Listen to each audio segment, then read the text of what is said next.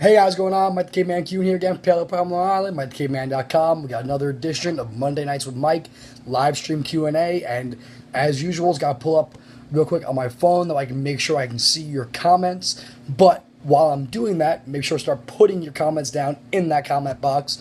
Put your questions, now start getting down the answers. So while I'm pulling this up, hey Amy, what's up? Frank, how you doing, brother? All right, so while I'm pulling this up real quick, a couple of things we have going on right now. Hold on. Hey, Amy, what's up, Frank? How you doing, brother? All right. It's a very mean statement there, Frank. I don't appreciate it. Joey, what's up, brother? So, yeah. So, a couple of things real quick we have thing going on over at Long Island MMA on May 6th between 1 and 4 p.m.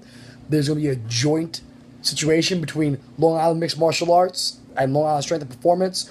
We're going to be having a health fair, and yours truly will be doing some nutrition talks, doing some health screenings. Handsome Rob will be doing a lot of that as well. Brian was going to be teaching a Brazilian Jiu-Jitsu class, but with his shoulder, he'll still probably be teaching it, but he'll have somebody else helping out as well. Definitely stop it down for that, though.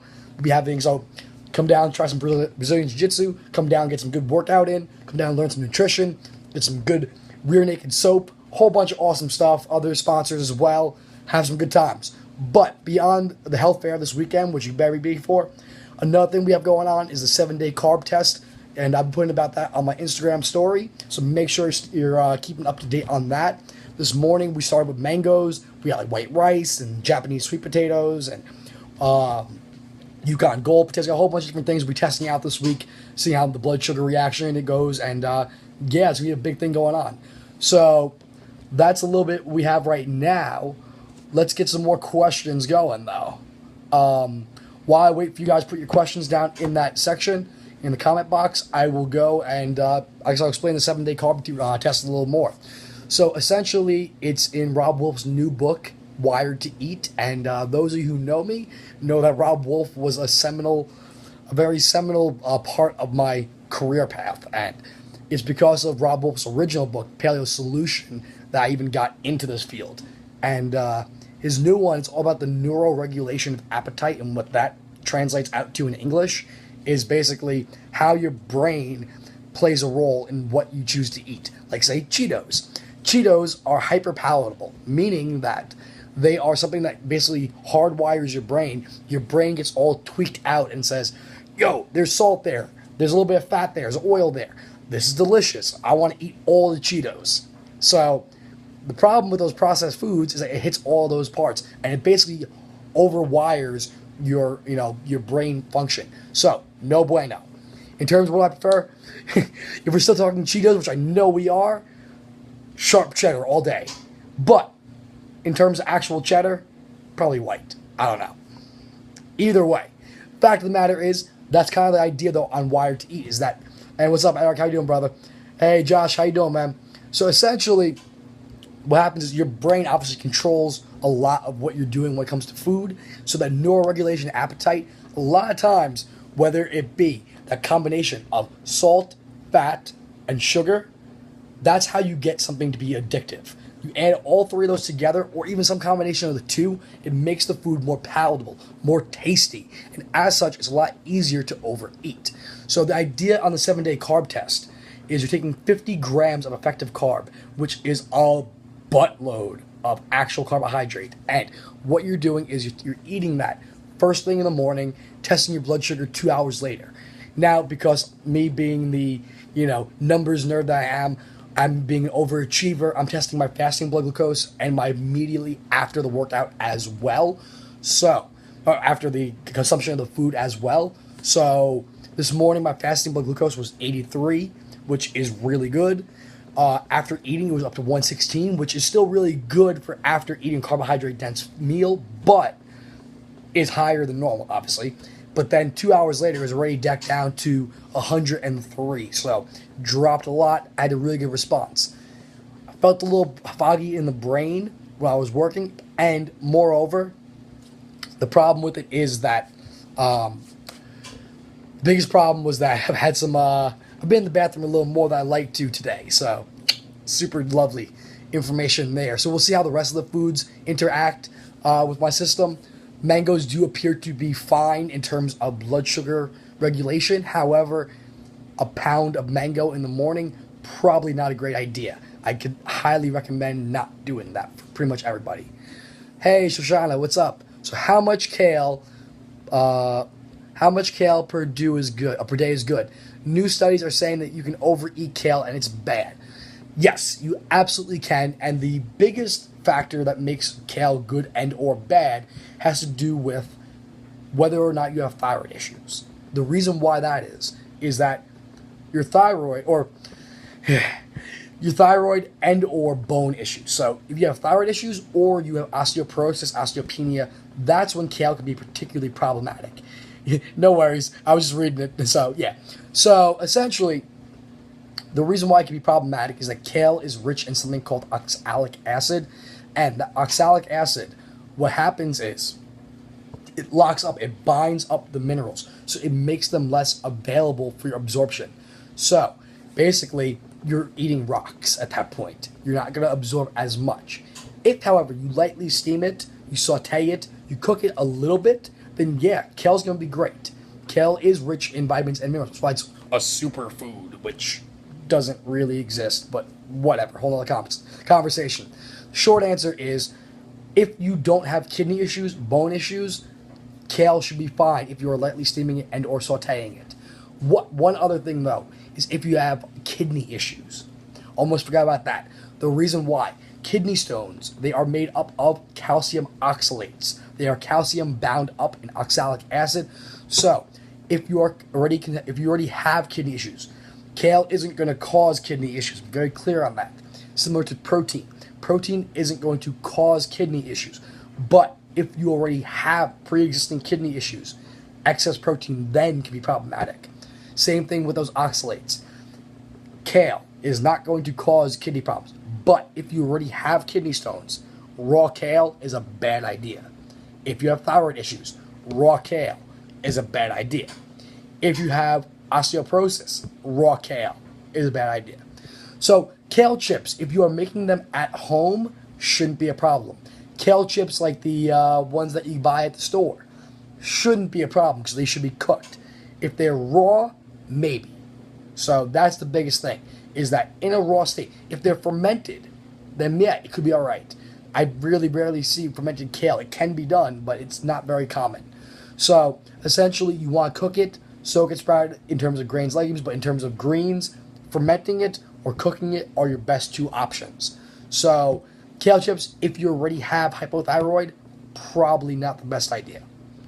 But there's that. So talk a little bit about the 7-day carb test, talking about getting in a whole nice whack carb, seeing how your individual body reacts to certain foods, and talked a little bit so far about kale and its potential problems.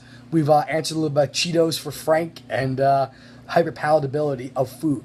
Basically putting together salt, fat, and sugar and making foods way too addictive. And that's the problem. I posted about that earlier, both on Instagram, I shared it on Facebook too.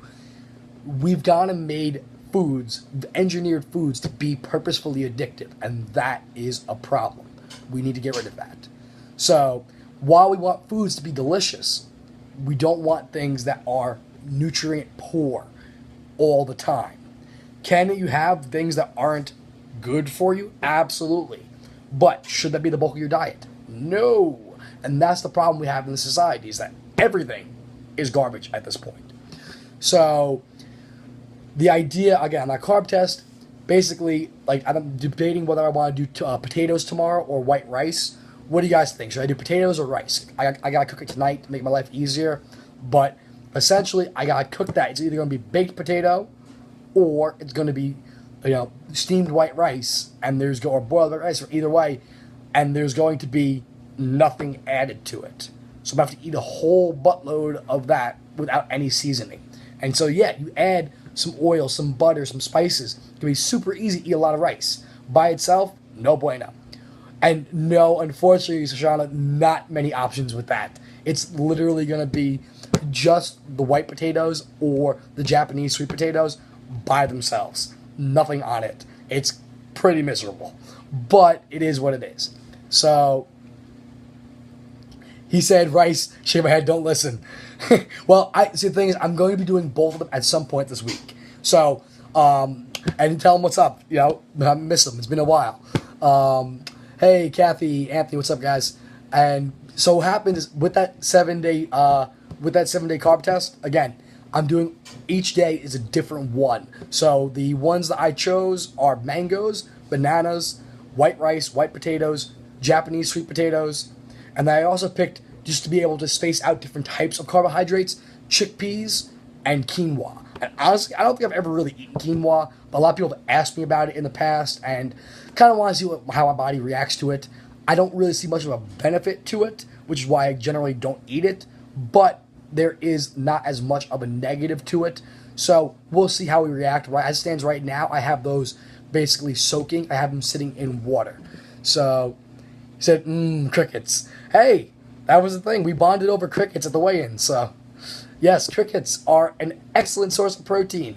If we want to save the world, that's the way we're going to do it. We got to start eating bugs. Yeah, I know how that sounds. You put a little chocolate on it, you'll be all right. So, are there foods that help or hinder testosterone?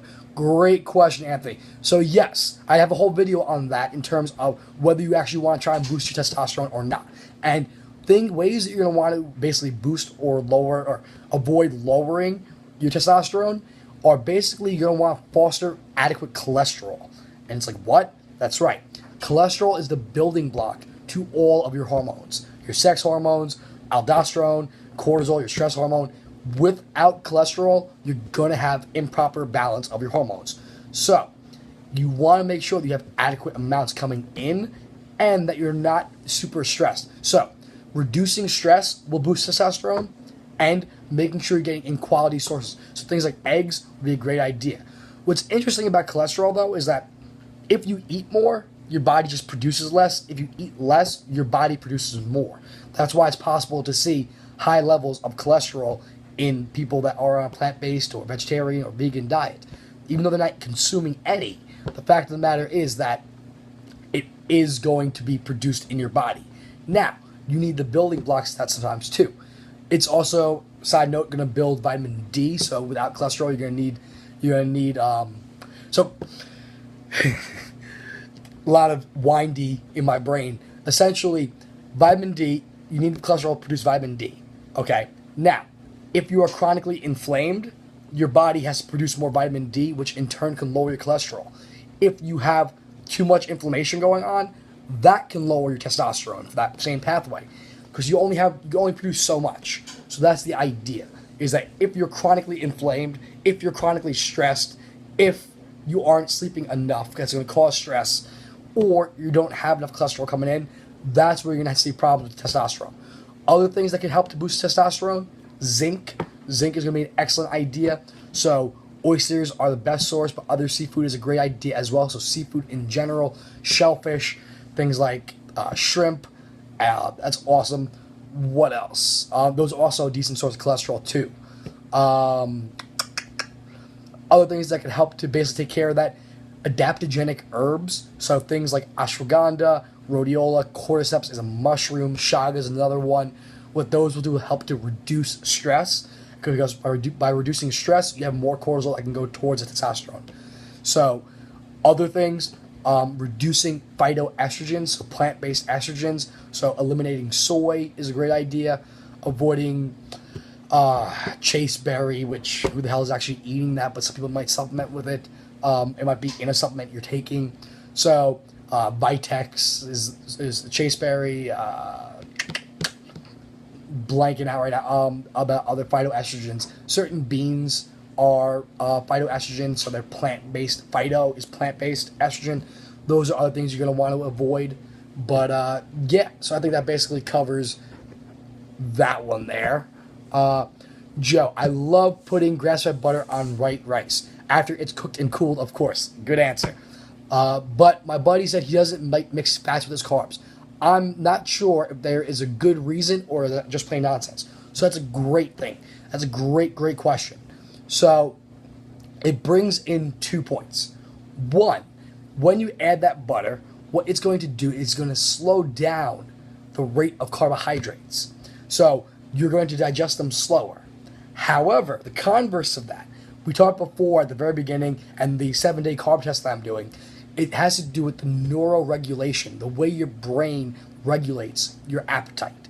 So, plain, just carbohydrate, nothing else, pretty hard to overeat. Lots and lots of fat, just by itself, very hard to overeat. Big whack of protein, by itself, very hard to overeat. It's when you start to mix fat, protein, and salt, fat, sugar, so carbohydrate, and salt, that's when you start to see a problem. That's when it's easier to overeat. So that rice, if I end up doing that, if I end up listening to Babone, then we'll end up doing, we'll be doing the rice tomorrow. It'll be super hard to eat a cup and a half of rice with nothing on it. No salt, no butter, nothing. If I listen to Shoshana and do the potatoes, that 2.5 potatoes is probably going to be pretty tough to get down too. Excuse me. So the reason why you might want to avoid those two together is that it makes your portion sizes likely smaller. If you're eating that plain, yeah, you're probably not going to eat as much. If, however, you're trying to maximize the amount you get in, then yeah, you could put that together. Personally, I like them together. If I'm not doing that 7-day carb test and I'm eating rice, I'm definitely adding some coconut oil and or grass-fed butter, 100%. I'm definitely adding salt, pepper, spices, 100%. No question. There's going to be some pink salt on there. There's going to be some pepper, maybe some garlic, maybe some other spices like turmeric would be a good idea. So definitely doing it. Otherwise, when I eat this white rice coming up, So the reason, side note for those of you who don't know, if you've missed those ones, the reason why Joe mentioned cooking and cooling it. So what happens is white rice, when it's raw, or rice in general, grains in general, when they're raw, you can't eat them, right? But when you cook it, it liberates, it breaks up those starch bonds, and your body can digest them. So those carbohydrates are available. So your body digests them, uses them as energy. Well, when it cools down, what happens is it creates something called resistant starch. And it's called that because it resists digestion. Our body doesn't really break it down anymore.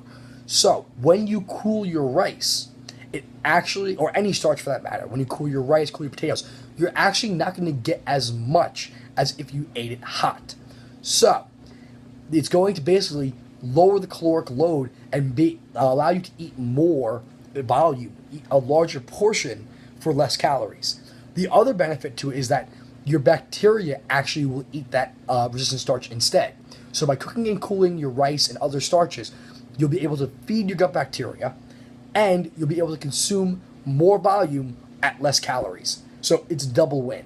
Hey, Alex, what's up? Yeah, so super awesome benefits to resistant starch. I have a video and an article on that. The article's all on Rebel Health Tribe. The video is obviously asked by the caveman. I'll try and link to both those. Joe, if you can remind me to put to that.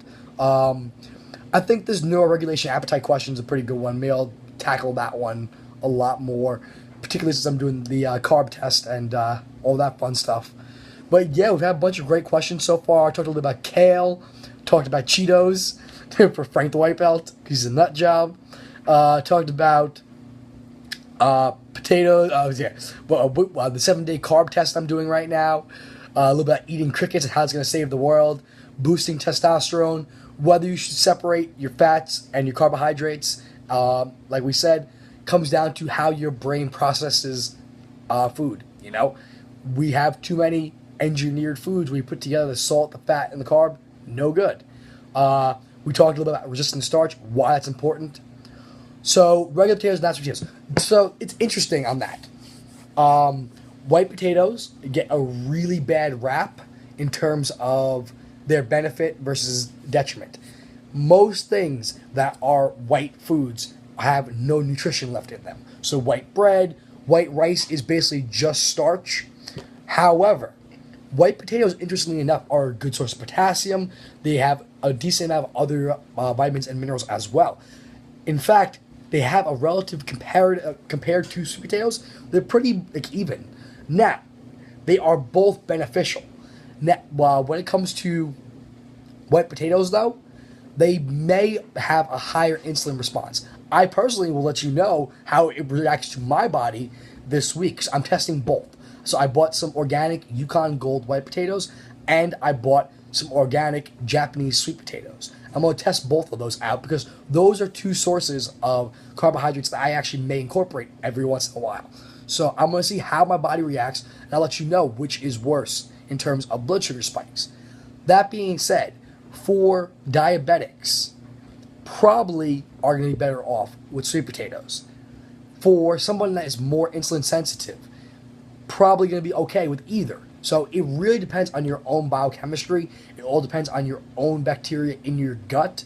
So somebody like Ricky probably be okay either way. That dude can eat any kind of carbohydrate probably. Could be, but at the same time, you may be able to optimize things based on what is better for you. So it may be interesting to try it out. The 7-day carb test is pretty awesome. I highly recommend it. See how well you do. I mean, I'm only in the middle of it myself. We'll see which ones. The concept is pretty awesome. Let's put it that way. In terms of which is better, both. Julia, I don't know if I said what's up. If I didn't, hi. If I did, I'm losing my mind. Sorry. But short answer, yeah. Find out what are the best carbs for you, and basically keep that around how much you work out or how physical your job is. If you have a very physical job, it's very intensive, then yeah, you can do more carbohydrates. The problem is that we pair a very high carbohydrate diet with the sedentary lifestyle. If you are not active, you don't need as many carbohydrates. I'm not saying that you shouldn't eat them. It's just that you don't need as much because that's when we burn them. Higher intensity activities are when you burn them. If you aren't burning them off through higher intensity stuff, then why replenish them? It's like basically going to the gas station to fill up your gas tank when it's already full. So your body stores sugar in the form of glycogen in your muscles and in your liver, or it burns them as immediate energy during the high intensity stuff. If it's already, the gas tank's already full, why are you filling it back up? Yeah, it tastes delicious. That's why you're doing it. But otherwise, protein helps to rebuild the muscle. Fat rebuilds the lining of your cells. It rebuilds the lining of your neurons. So your brain, you need that. The majority of your brain's made out of fat. Fat and protein on a daily basis are more essential for repair of the body. Sugar is more essential for energy, particularly at higher intensities. So that's where carbohydrates can play a bigger role, is if you're actually active. But as I said before, unfortunately, the vast majority of Americans are not active. So the vast majority of Americans could do better on a low-ish carbohydrate diet. But it's a matter of finding out what's the best ones for you. So can't watch him. I can't watch him eat a burger. He never gains weight. Yeah, but you know what? He is a nut job the way he trains. So he trains super hard. You know, that's the thing. If you're training super hard, eat basically whatever the hell you want. So, I mean, yes, you can't out-train a bad diet health-wise, but he also is eating the right types of food generally anyway, so it's a whole different conversation. You can't out-train a bad diet in terms of, like, super processed foods all the time, but you can out-train a high-carbohydrate diet. All right. I had a friend who was recently diagnosed with lupus. Do you know anything about this awful disease? Maybe a diet that can help reduce symptoms. Absolutely, Alex. Great question. I'm super sorry to hear about your friend, but there absolutely are things you could do. Is it easy? Nope. Unfortunately, you're going to want to look at something like an autoimmune paleo. If, you know, that word is a scary word, autoimmune protocol is one that's going to find you in the right direction, but in terms of the proper protocol, the autoimmune paleo protocol is one of the best I've seen. And essentially what it is on top of removing grains, dairy, legumes like I normally recommend, and it's definitely stricter on the dairy than what I recommend normally for most people, because yeah, even butter and stuff can be problematic for some people with severe autoimmune conditions like lupus. You're going to want to avoid all dairy for a little bit, all legumes, all grains, but you're also going to want to avoid nuts and seeds. You're going to want to avoid nightshades, which are tomatoes, eggplants, peppers, and yeah. Oh, potatoes are a nightshade too. So potatoes, eggplant. Hey, Mickey, what's up? Potatoes, eggplant, tomatoes, peppers, and unfortunately, you're also going to want to avoid eggs. So, grains, legumes, dairy, nuts, seeds, nightshades, eggs. Yeah. So at that point, you're essentially down to non-nightshade vegetables and fruits. You're down to basically some meats, vegetables, fruit, and poultry and fish. That's pretty much where you're at. However, from there, you're going to want to look at focusing on your gut health. So, fermented foods, good idea. Things like a quality probiotic, good idea. Making sure your micronutrients sufficient, good idea. But the really gnarly autoimmune conditions, no bueno. So, yeah, I see your comment, probably delayed, but yeah, the things you're going to want to eat, like I said, the non-nightshade fruits and vegetables, meats, fish, lots and lots of coconut oil. Yes, Mickey, there are a lot of awesome things. Another option that they could do is they could pick up the Micronutrient Miracle from Dr. Jason Muir-Calton. They have an awesome autoimmune protocol in there as well. So that's a great book that can help you out in that direction. While you're eliminating a lot of things, there are a lot of other options to make it work. That being said, they're not necessarily permanent removal. What you're going to want to look at is eliminating all of those at least for 30 days and then systematic reintroductions. Meaning that you're going to try the food for a couple of days, see if it causes a flare-up. And similar to what I'm doing with this carb test, the idea is go a long time without it, and you're ready to go. Egg drop soup, yay or nay? If we're talking about lupus still, nay. I know you're just joining the conversation late, Russell, so you didn't catch that part, but what's up, brother? If we are talking about grabbing it from a Chinese restaurant, definitely nay, because they are adding flour to it. If we're talking about making it at home, absolutely yay. So, if you're making or picking up bone broth, you know how you make egg drop soup? Break open an egg, and you drop it in. So, you take that broth, you drop the egg in, throw in a couple of chives, and you have your egg drop soup 100% behind egg drop soup. Absolutely, if it's homemade, ideally from your homemade bone broth. And Alex, backtracking to your question for a second, bone broth, gelatin, 150%, guaranteed. That is essential for an autoimmune condition like lupus. So lots and lots of bone broth, lots and lots of gelatin. Other things to look at are on focusing on mitochondrial function. That's a whole nother route and requires a little more than we can talk about right now. But that autoimmune protocol, bone broth, gelatin, focus on the gut, fermented foods, all that stuff is the way to go. No problem. And yeah, hey Tori, what's up? Definitely. Russell Alex remind me. I'll put a link to Micronutrient Miracle. That way, you get your protocol on that. Russell, I feel like I should do a recipe video on egg drop soup. But good. Joe, if you want to be a guest contributor on that, if you want to make a recipe video for the site, and I'll give you a big plug on that. Make some egg broth. You and Susanna will get super lots of votes. And that goes for anybody. Anybody wants to do a guest recipe or something, run it by me. And if you want to do a video on it, I would be happy to share it. I'd love to do it. Get some guest contributions. It'd be awesome to be able to show the Ask Mike the Key Man community. And but yeah, talk about a lot of awesome stuff so far.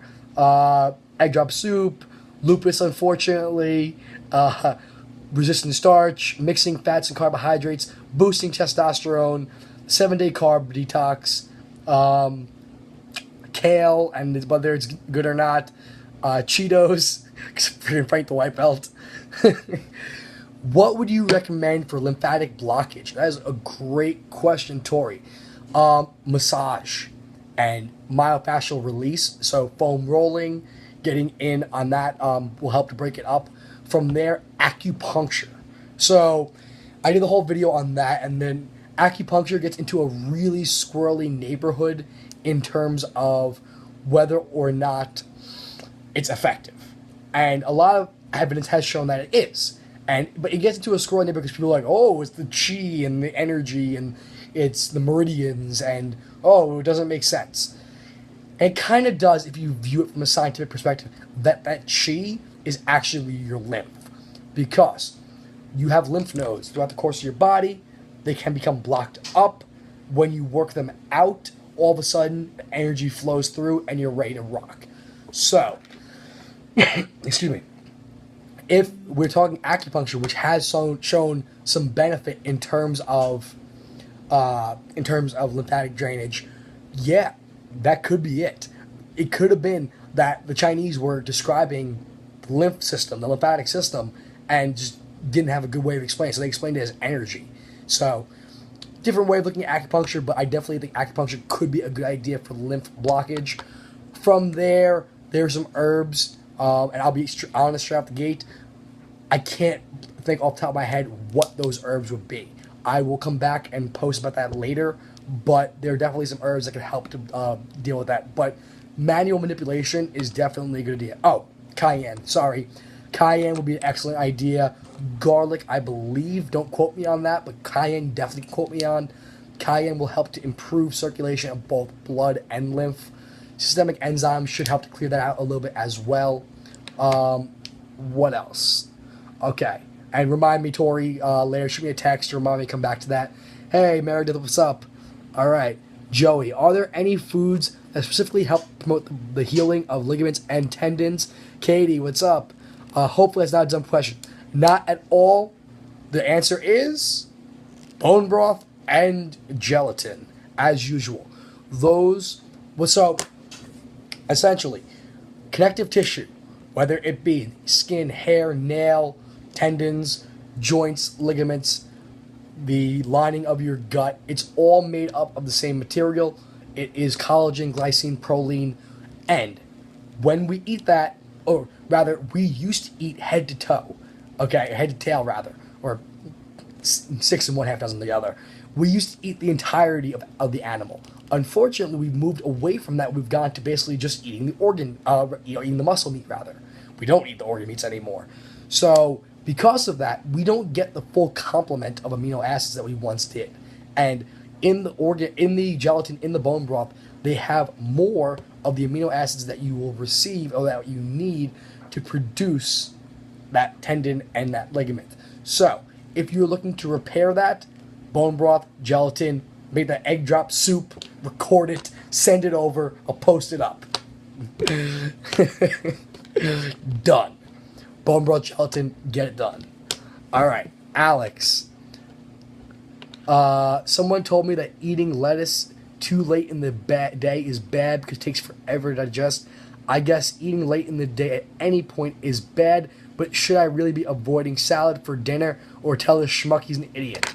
Tell the schmuck that he's an idiot. All right, maybe put it in a little bit of a nicer way than that, I guess. I actually do have a whole video on whether eating late or not is bad, and it's not. The reason why eating late is bad is because generally most people aren't grabbing a salad late at night. They're not grabbing steamed chicken, boiled chicken and steamed broccoli. Most people, or grilled chicken rather, most people are grabbing Taco Bell, McDonald's, a pizza, whatever else it is, a Hot Pocket. Do they even make those anymore? I don't know. So essentially, the reason why eating late at night is a problem generally is you're making the wrong choices. Now, that being said, lettuce being taken forever to digest, it's not that it takes forever, it's that we just generally don't digest it. Between the fiber and the cellulose, most of it doesn't get broken down. So, that being said, don't worry about not eating a salad. And that's specifically iceberg lettuce is more cellulose. The other lettuces, like romaines and spinach and kale, I generally would say saute it again. We talked about that in the beginning of the video, and that has more to do with mineral bioavailability, how well you're going to absorb your vitamins and minerals. So with that, don't don't worry about it too much. Honestly, on that end, you're not going to get fat eating salads at 11 o'clock at night. I can guarantee you that. You're not going to get fat. You're not going to get inflamed. You're not going to get sick from that. Eat salad pretty much whenever you like. You'll be all right. Shoshana, gelatin as in gel. And Susanna, what's up?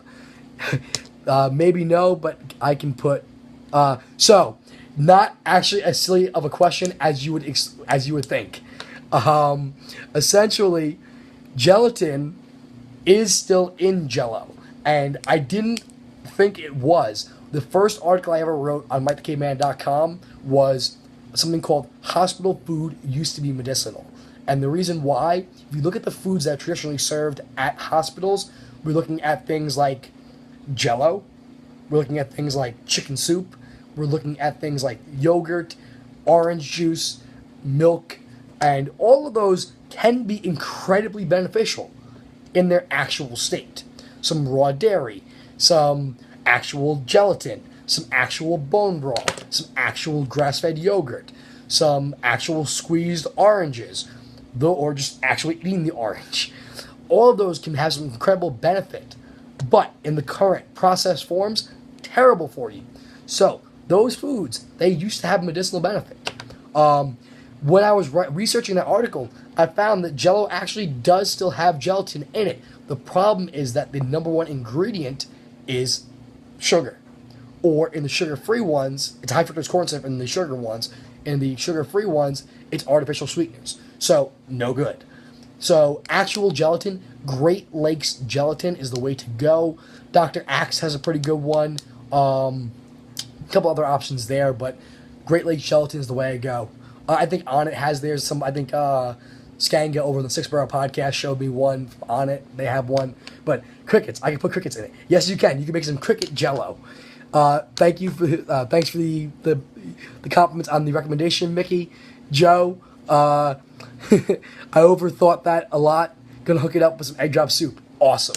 So, yeah, guys, we're at almost 40 minutes right now, 37. I will go till 40 minutes if we have any last questions. Otherwise, while you're thinking of maybe one more question, last question or so, while you're thinking of that, make sure you stay tuned. Keep checking in on the Instagram story. I'll be doing the daily 7-day carb test. If you are not on Instagram, then at the end of the week, I'm going to be posting the full story, the full thing in my best of Mike the Caveman on Sunday's edition.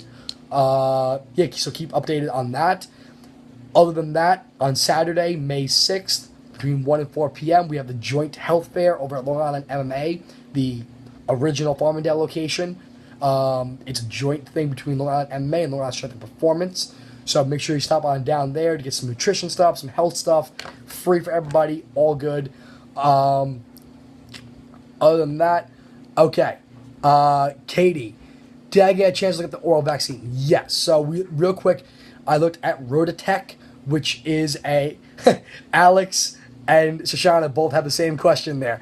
That's awesome. Literally the same question, same time. I'll come back to that in a second. I will finish with that. Katie, I will answer yours real quick, and we will finish with Shoshana and Alex's question. But, yeah, so the Rototech is a rotavirus vaccine. It's associated potentially with I can never pronounce this word, it's associated with round 3, intrasuction. And I still probably pronounced that wrong. I really don't give a... Yeah. Basically twisting up of the gut. Not too good. You know, I'm not the biggest fan of most vaccines at this point, particularly when given in a whole bunch at the same time. That being said, while there is potential for harm, while there is potential for increased allergy and autoimmune conditions in genetically susceptible people, should you go through with that? Possibly, yeah. Rotavirus is a very common and very problematic disease in young populations. So, is it the worst idea to get that one? Not necessarily. So, it really does come down to you, Katie. I wish I had a better answer for you, but it's one of those ones where I don't feel comfortable giving an answer either way. there's going to be a risk-benefit analysis, and it comes down to whether or not it's worth it to you. Certain ones, I think the benefit outweighs the risk. Other ones, I think the risk outweighs the benefit.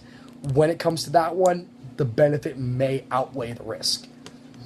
But yeah, regarding the last one there, best ways to make gelatin. Thank you, Tori.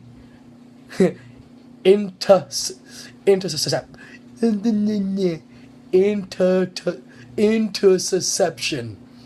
Yeah, I kind of got it that time. This one went downhill quick. All right, so best way to make Jello. All right, actual gelatin. So there are a couple of ways to do it. You can add it to coffee and or shakes. I do that a lot, tea as well. So I will add it to that. Number two, you can make it into a Jello itself. So maybe some lemon juice, some stevia, some strawberry stevia, make it so like a strawberry lime. There's a lot of different flavors that you can do that. I will add some nutrients multivitamin to it often. I will make nutrients gummies. So you can make a multivitamin gummy bear. Other ways, I will go and I'll take that and I'll make pudding out of it. So you make Jello pudding using the gelatin. So some chocolate cacao, so some stevia cacao. You can add some coconut milk or some grass-fed heavy cream. You can go with that and go one step further and make ice cream. I actually have an ice cream recipe using gelatin. So ice cream, pudding, multivitamin gummy bears, actual just Jello, just adding it to a shake, adding it to coffee, lots of options in terms of tastiness. So, bam! I have, I think I have a video on gelatin. If I don't, I probably should. Yeah, those are your best bets. Yeah, so I think that about is going to wrap it up for us today, guys. Love you guys coming down. Amazing questions. Keep them coming. You know the deal. If you are watching this on the replay, made it pretty far into this one. Good work. Otherwise, come down Saturday, see me. Make sure you keep watching the 7-day carb test, and I'll see you tomorrow.